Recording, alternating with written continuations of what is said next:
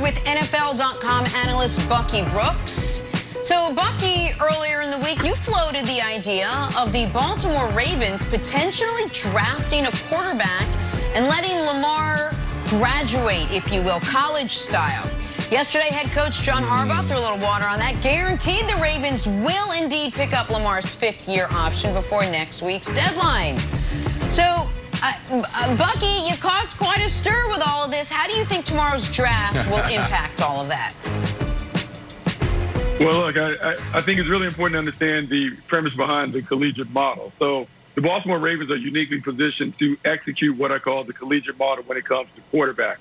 And basically, we've seen in the last 10 Super Bowls, 8 quarterbacks have been on their original rookie contract. You hear general managers over and over talk about the easiest time to build a Super Bowl contender is when your quarterback is not commanding top of the market money. Lamar Jackson, when he was drafted the 32nd pick overall, 4 years, $9.5 million. Even in picking up his fifth-year option, you're talking about $23 million. In a league in which Dak Prescott and others are making over $40 million, they're paying 50% of the cost for a marquee player. And so, in theory, if you think about this, let's just say Justin Fields or Trey Lance begins to slide down the board because of some shenanigans that may take place in the top 10. The Baltimore Ravens would be wise to grab a quarterback now who only commands $9.5 million. Lamar makes $23 million next year, not this season, but in 2022.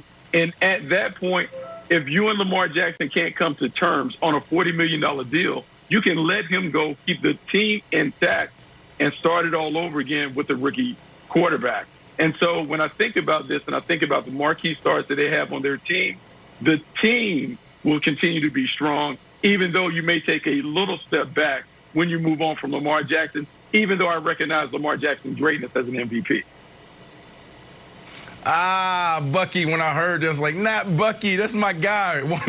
Like, so respected in the industry. Here's why, I don't believe in this collegiate model is because at the collegiate level, every year you got to go get the top recruit at each position. Who's going to be the receiver this year? Who's going to be the quarterback this year? So that's why it's not sustainable in the NFL is because for this to work, every year you have to go find another quarterback because you got to have somebody on the roster that can potentially take the guy's spot in a year or two. This just doesn't make sense to me because Baltimore, when you look at how they're built, defense is what won them championships. Well, now, that things have changed there. They're still playing defense at a high level, but Ray Lewis isn't walking back in that building. Ed Reed isn't walking back in that building. Actually, when they walked out that building, they started struggling. And who brought them back to the Baltimore Ravens was Lamar Jackson. Lamar Jackson was in 2018, took over for a struggling Flacco, and then he led them to a playoffs, and then last year led them to a playoffs, won MVP, and then again this year. Like, this is a really good team. They were 11-5 last year.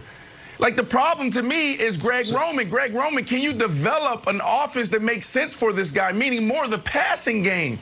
Like, quarterbacks don't grow on trees. Now, I will give you credit for this, Bucky, and because I do understand where you're going. I do think there's a philosophical shift in the National Football League where we're going to do things differently. Like a #1 pick, how much value does a #1 draft pick really have? When you look at trading for guys or going into free agency, when you look at the quarterback position and all these things, guys aren't going with the status quo anymore. I just don't think the quarterback position, having a revolving door there, is not sustainable because you need a guy that can come in, Nick, and can make plays and also manage the game. And that's hard to find. I don't care what you say. That's hard to find. I had 17 of them.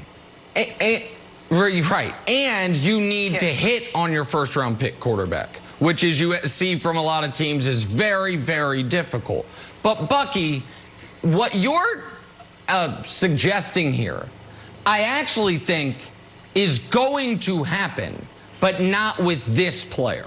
What you're suggesting, I think, and tell me, I don't want to put words in your mouth, is a team drafts a first-round quarterback.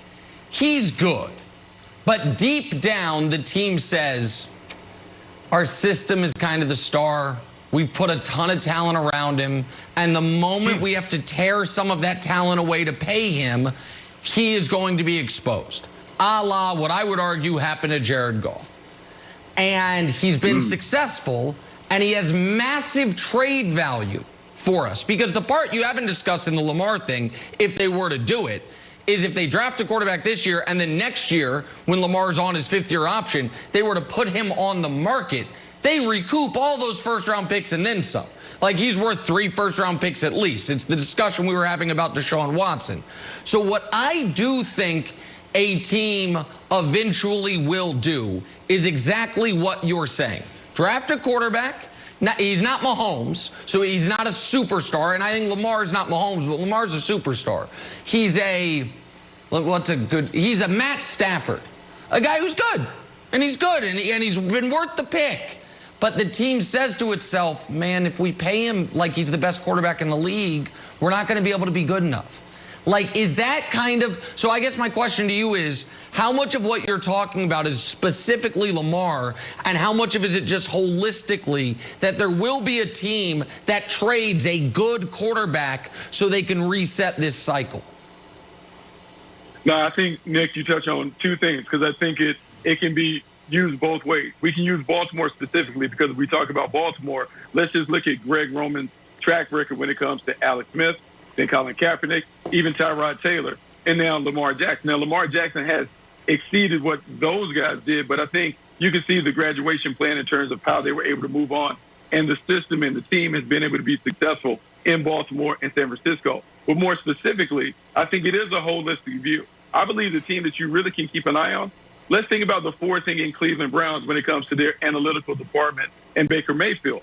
Yes, they picked up his 5th-year option, and he's going to be a guy that plays for them or whatever. But when you really look at this team, you can make the argument that the system is the star, that their running backs, the offensive line, the defense, the way that Kevin Stefanski utilizes his variation of the Shanahan system really elevates the quarterback. When you think about Sean McVay's frustration with Jared Goff, they paid Jared Goff that big deal, but there were people back then when they gave him the extension saying, hey, Sean McVay is really the play caller making it happen. So who is going to be the bold general manager that says, hey, I'm not going to overpay for average production? Because when you get to that point and you remove the emotions away from, hey, everyone says this is our franchise quarterback, rather than look and say, hey, he's really not the franchise, we need to move on, I think you can see it. We just saw it in a small way with the Jets moving on from Sam Darnold, even though his play made it easier to justify moving on. But he graduated. They may bring in Zach Wilson, and away they go to reset the clock. It is coming. It may not happen in Baltimore, but it's coming soon, and some general manager is going to adhere to that premise. Bucky, do you think that drafting a quarterback would almost throw too big of a wrench in your idea to make it actually work? So if Justin Fields was all of a sudden drafted and sitting by Lamar, wouldn't Lamar's production be affected that year and throw the whole game askew? We saw Jordan Love and Aaron Rodgers have so much drama. It didn't affect Aaron Rodgers, or maybe it did. He won the MVP. We saw Carson Wentz and Jalen Hurts, where Carson Wentz did seem to be affected by sort of the emotion and sort of like the threat of Jalen Hurts. So in practicality, if they actually drafted Justin Fields, and rather than giving Lamar a new weapon, you've wasted the pick because now you didn't make your team better. You got a guy that wouldn't take the field. Don't you think that would sort of screw up the metric or the whole experiment, that now you would get a different production out of Lamar? You know, it's a shift in thinking, right? So for so long on the outside, we in the media world have treated quarterbacks with kid gloves. We don't talk about them. We talk about it being their team. We don't want them to compete for their jobs. We don't want to bring a high backup in because the sensitive starting quarterback may be affected. But really, when you think about it, what do we always talk about? The quarterback is the most important position. Well, if it's the most important position on the field, should we devote a ton of assets to make sure that we're always in a position to be successful, whether the starter is playing well or whether the backup has to step into it? I think if you really go back and think about college, I mean, look, this is a situation where one 5-star comes in, another one goes out. And so if your quarterback is wired the right way, he's going to compete anyway, because remember, we're saying, look, you're a high-end quarterback. You're still competing for your next contract. He is going to ball out. But if we sense that we're not going to be able to get you at a deal that works for the team, meaning a team-friendly deal. Much like Tom Brady has always signed these team-friendly deals so the team could continue to contend and compete. If we can't get you at that point, why are we going to do this? Discount. Because we have seen time after time after